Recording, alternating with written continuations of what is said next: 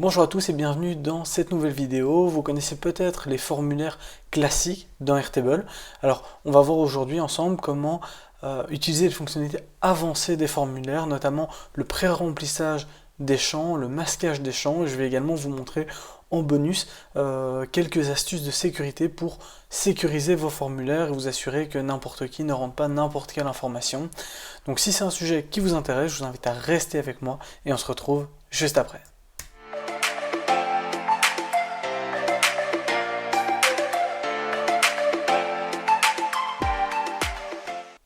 Voilà, donc on se retrouve directement sur mon écran où j'ai préparé une base avec deux tables assez simples, une table de tâches, une table de projet. L'idée ici, c'était vraiment pas de travailler sur la base, mais plutôt de travailler sur l'aspect formulaire.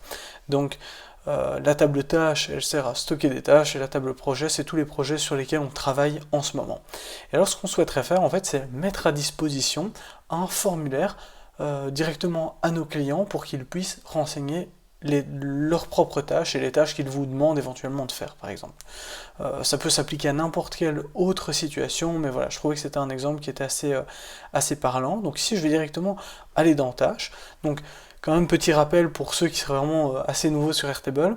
Dans Airtable, le formulaire se trouve ici, se présente sous la forme d'une vue, et donc sert uniquement à renseigner de la donnée dans une seule table.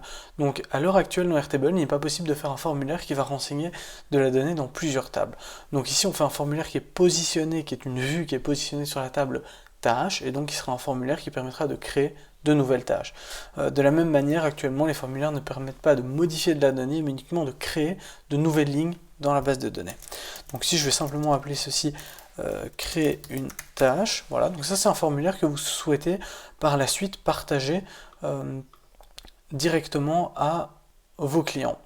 Donc par défaut, quand on crée un formulaire, il nous ajoute tous les champs, donc c'est très bien, on a le nom, des éventuelles notes qui seraient peut-être une description par exemple de la tâche, et ensuite une sélection du projet. Alors là, déjà ce que je vois, c'est que quand je vais dans ce formulaire, si je laisse à mes clients la possibilité de choisir leur projet, eh bien ils vont voir tous les projets sur lesquels je travaille, ce qui n'est pas spécialement idéal au niveau de la confidentialité. Donc déjà ici, on a probablement quelque chose à faire pour éviter en fait que ce champ apparaisse. Donc à la fois déjà pour des questions de facilité, pré-remplir ce champ, donc pré-remplir déjà le projet en fonction du client, en tout cas du projet, et ensuite masquer ce champ pour éviter que l'utilisateur n'essaye de le changer. Donc ici, moi ce que je vais faire, c'est que je vais directement pré-remplir ceci. Donc pour pré-remplir ça, en fait, dans Airtable, il y a une syntaxe assez facile, c'est qu'on fait, donc il y a l'URL de base du formulaire que Airtable vous donne. Ensuite, vous pouvez rajouter à la fin un point d'interrogation. Ça veut dire c'est le début de mes paramètres d'URL. Et ensuite, les paramètres d'URL, ils sont toujours structurés de la même manière. D'abord, le nom du paramètre égale la valeur du paramètre. Et donc ici, par exemple, ça va faire param1 égale valeur 1. Et si je veux passer au second paramètre, je fais un petit et là, je peux mettre param2 égale valeur 2. Dans ce cas-ci, évidemment, ce nom de paramètre et ce nom de valeur n'a aucun sens, mais c'est pour vous expliquer un peu la structure des paramètres d'URL. Et donc là, je vais le faire en réalité avec les paramètres dont j'ai besoin ici. Dans Airtable, si je veux pré-remplir un champ, eh bien, je peux simplement faire préfill underscore et j'utilise le nom du champ. Donc par exemple, si je veux préfill avec je préfile le nom de la tâche, eh bien, je peux simplement mettre tâche exemple. Et si je lance ceci, eh bien, je vois qu'il est venu pré-remplir ce champ-ci. Et si je fais un et description égale test, non, évidemment j'ai fait une erreur, donc c'était préfill underscore description égale test, et là je vois qu'il est venu pré-remplir ceci. Donc nous ce qu'on veut faire c'est pré-remplir le projet, donc dans ce cas-ci ça va être préfill underscore projet égale, et là par exemple dans mon cas, j'ai envie de faire un lien pour par exemple NFT Microsoft, et donc je vais devoir faire NFT Microsoft, voilà, et je vois qu'il vient pré-remplir ceci.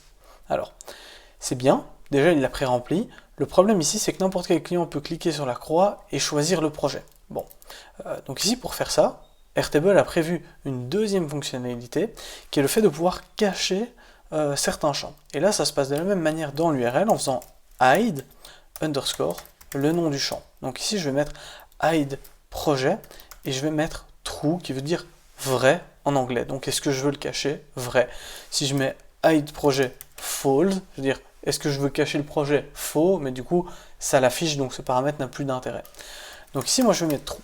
Alors voilà, donc maintenant ce que je vois c'est que cette donnée en fait elle est renseignée, mais elle a été masquée. Ce qui fait qu'ici si je fais test tâche pour NFT Microsoft, et je vais simplement vérifier si effectivement cette donnée a été renseignée comme telle. Et je vois que il y a bien une tâche qui a été rajoutée dans mes tâches ici, et qu'elle a bien été assignée à mon projet.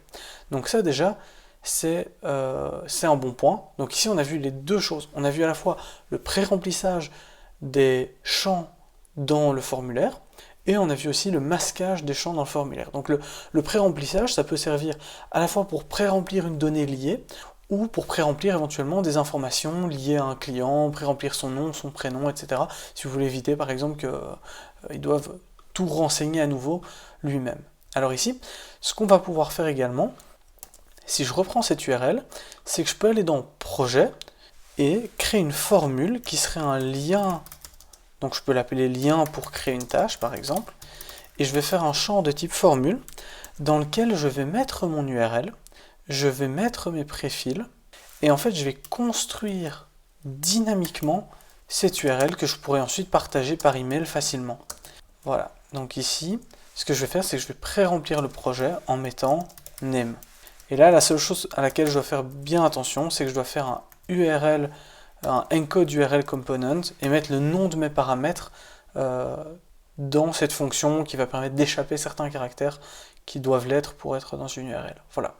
Et donc ce que je vois ici, c'est que ma formule, en fait, elle vient calculer, pré-calculer le lien personnalisé pour créer une tâche pour chacun des projets. Donc si je prends ce lien-ci, eh bien ça va automatiquement positionner sur Scrapper Le Bon Coin. Et donc ça c'est un lien que je peux par exemple envoyer automatiquement par email quand je crée le projet. Eh bien j'envoie ce lien-là au client pour dire voilà, si vous voulez rajouter une tâche, vous pouvez le faire en cliquant ici. Et ça va permettre à chacun de mes clients de créer leur tâche. Voilà, donc on a vu ces deux premiers points. Maintenant on va passer à l'aspect bonus qui est donc la sécurité et la confidentialité. Donc on va un peu pousser le concept ici. Et donc je vais reprendre ce lien-là, mettons que j'ai transmis ce lien-là à Microsoft en disant voilà, quand vous voulez ajouter une tâche par rapport à ce projet, vous utilisez ce lien-là. Si on donne ce lien-là à n'importe qui, a priori, ils ne vont pas se rendre compte de quoi que ce soit de particulier. Maintenant, si c'est quelqu'un qui a déjà utilisé Airtable et qui a déjà utilisé ces pré-remplissages d'URL, il va se rendre compte que ici on a demandé de cacher le projet. Et par exemple, moi je pourrais tout à fait supprimer manuellement. Je reçois ce lien et je décide de supprimer cette dernière partie parce que je comprends de quoi il s'agit, et bien maintenant, ce lien-là, il a été modifié. Donc l'utilisateur final qui reçoit le lien, il est aussi capable de modifier ses paramètres d'URL. Donc il est aussi capable de réafficher le projet. Et là, il voit que le projet est positionné sur son projet, mais il peut tout à fait cliquer ici et dire, ah ben en fait, moi, j'ai envie d'embêter un autre client et je vais créer une tâche test dans son projet. Voilà.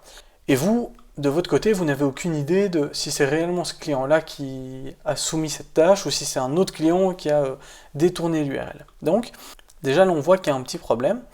Moi, ce que je vous suggère dans ce genre de cas, c'est simplement d'utiliser en fait les automatisations pour venir créer en fait un champ texte et pas un champ liste comme celui-ci, parce que le problème principal ici, c'est que quand je fais un préfil sur le projet, eh bien j'ai une liste qui apparaît.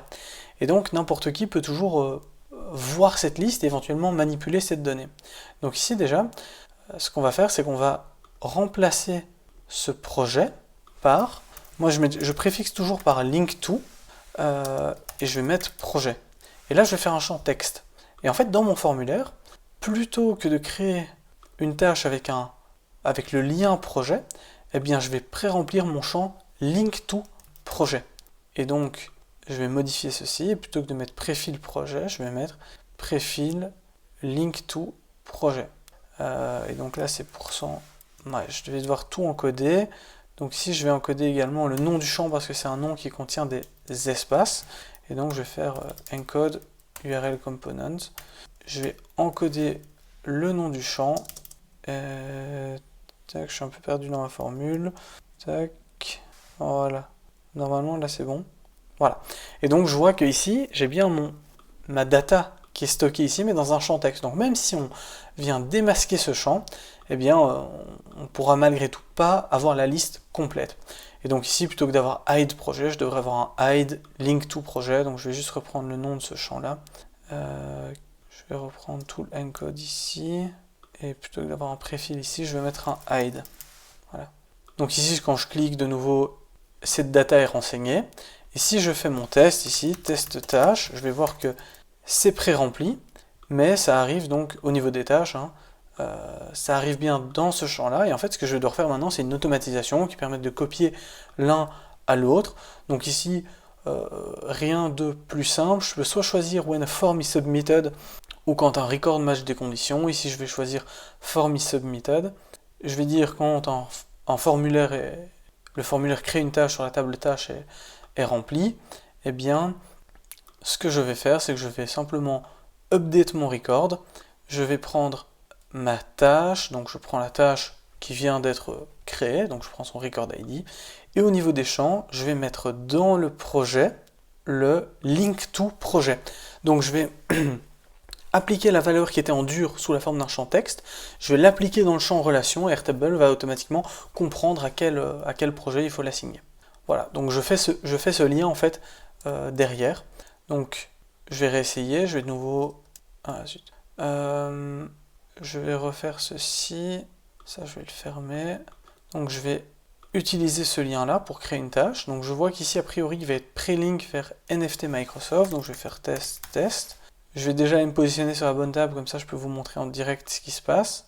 Je soumets, la tâche est créée ici, je vois qu'elle est en format texte, et hop, l'automatisation vient la lier automatiquement. Et donc là j'ai résolu un peu une contrainte en fait de sécurité par rapport à ça. Qui est que eh bien, j'aurai plus jamais de liste déroulante qui sera vraiment clairement affichée. Ensuite, le second point que je voulais vous montrer, c'est si par exemple vous avez des champs dont vous ne souhaitez pas exposer le nom, ou des valeurs dont vous ne souhaitez pas exposer également le nom, etc. Donc ici, plutôt que d'utiliser le nom du projet, eh bien vous allez pouvoir simplement utiliser ce qu'on appelle le record ID, qui est donc la référence unique du projet.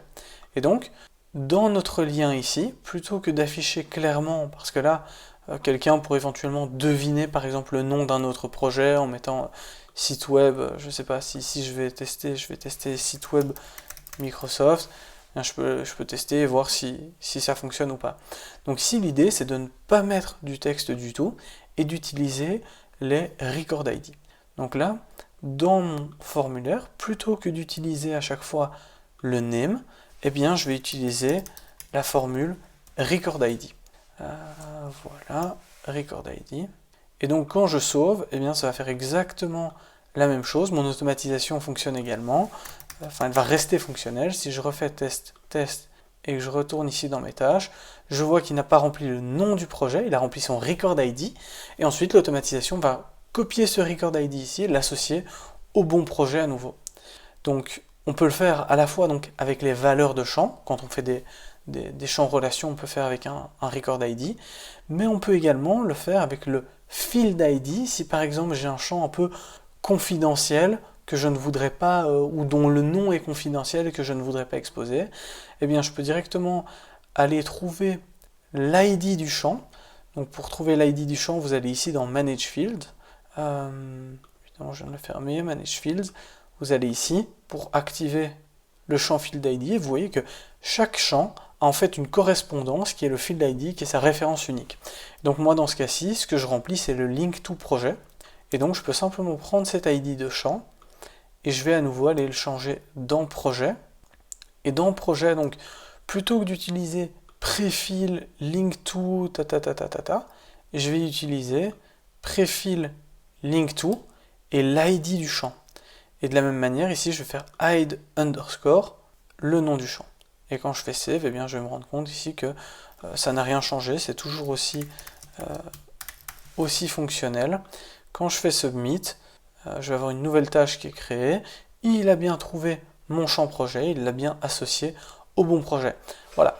Donc, j'espère qu'on a fait le tour. Je vais quand même vérifier si on a bien fait le tour. Voilà. Donc, automatisation text to link, ça c'est ce que je vous ai montré pour éviter d'afficher des listes déroulantes avec par exemple tous vos projets, tous vos clients, etc. Ce qui peut potentiellement poser des problèmes de confidentialité et même de sécurité. Et ensuite, l'utilisation des ID à la place des noms. Si vous voulez masquer le nom de vos champs, masquer le nom de vos valeurs, des projets, ce genre de choses, eh bien vous pouvez utiliser les ID de champs et les ID des valeurs également pour remplir les données. Voilà, donc j'espère que cette vidéo vous aura été utile.